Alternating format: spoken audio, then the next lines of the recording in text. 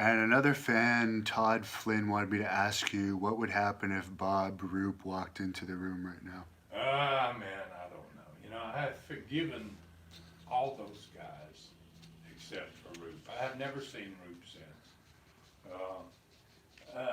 I don't know. I really think that a lot of that war was Roop. A lot of those guys, all of those guys, in fact, had worked for me for years and never had a problem with any of them. And Bob Roop came in February, put him in as a booker, and this crap all starts in 4 months, 3 or 4 months later. And I believe, he's the guy that instigated it, all of it. And I don't have good feelings about him, but I don't like to carry grudges, and I don't think the good Lord wants us to not forgive people. And probably if I saw him face to face, probably it's been a long time. Which it probably will sooner or later because I know he's at the WrestleMania conventions this year, and you're probably going to be doing more and more of those. Yeah, yeah, I'm going to be running. In fact, I think we're both on one in Charlotte, one coming up in Charlotte the one in in August. August, yeah. We're both for the same company.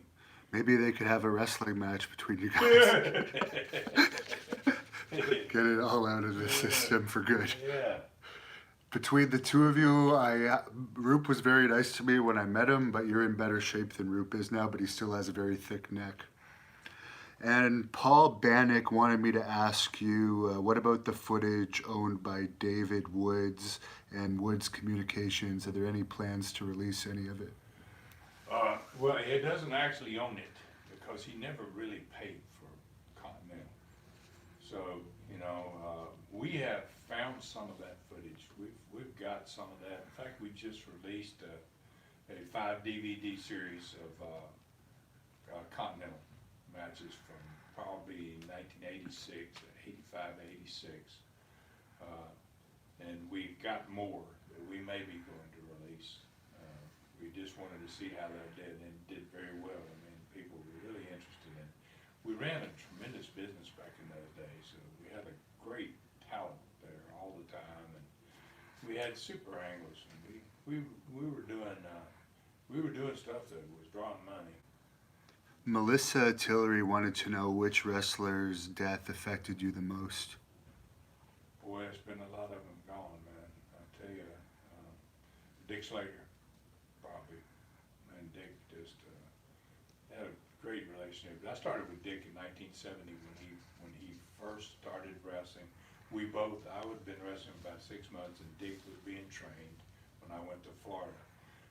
Dick Slater, I love to tell him about his very first match because it really defined what he was going to be as a talent. And my dad and I went out of the dressing room to watch. He was first match in West Palm Beach. It was his very first match. And we watched him go to the ring, and he took his time. He was a heel. And he worked the crowd unbelievably. He walked a little ways, and as soon as he got the first little screen, he stopped. And he looked in the direction of wherever it was. And, then he started again. By the time he got to the ring, he already had them. They were already starting to boo him. And he jumps up on the apron. And this is just unbelievable for a guy that's never been in the ring. It's his very first match. He jumps up on the apron of the ring, and he turns around and he looks at the crowd. He just gets them to where they're just, he hasn't done anything. He hadn't even been in the ring yet. And they're all into him. They're all booing him. And he real cockily grabs the top rope, and he goes to jump over the top rope, and he hangs his toe. And he takes a bump head first in the ring. And the pop, oh, what a pop it was. My dad's sitting there next to me, and he goes, boy, I'll be damned. He goes, I believe that boy's got it. Some guys just have a knack for it. And another fan's asking what the maddest you've ever been at someone in the ring was.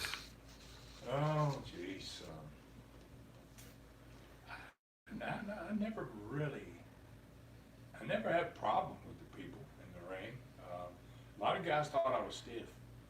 I got a lot of complaints sometimes about my punches and stuff,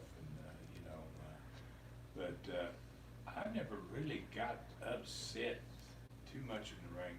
I've screwed up when I was young. I remember Chotty, one of the Japanese guys, broke his nose throwing a punch when I shouldn't have thrown a punch. And, you know, probably more people mad at me than what I was ever mad at them. I didn't ever really have no altercation ever with anybody in the ring.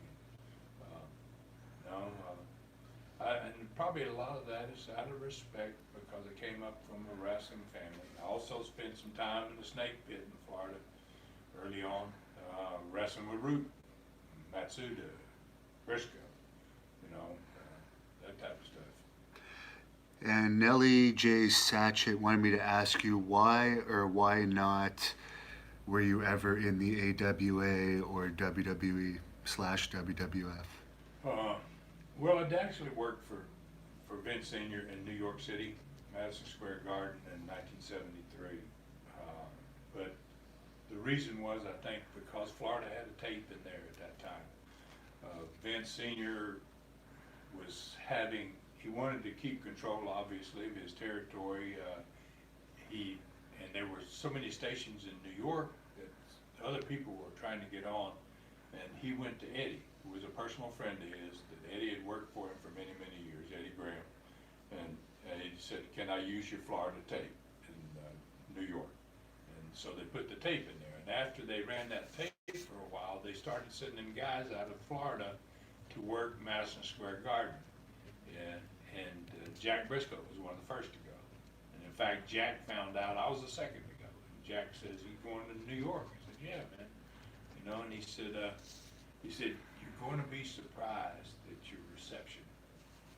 And I was, you know, I couldn't figure out really what he meant by that, but it was the fact that I'd never been to New York, and I didn't know that we had a tape up there. I didn't know that the Florida show was there.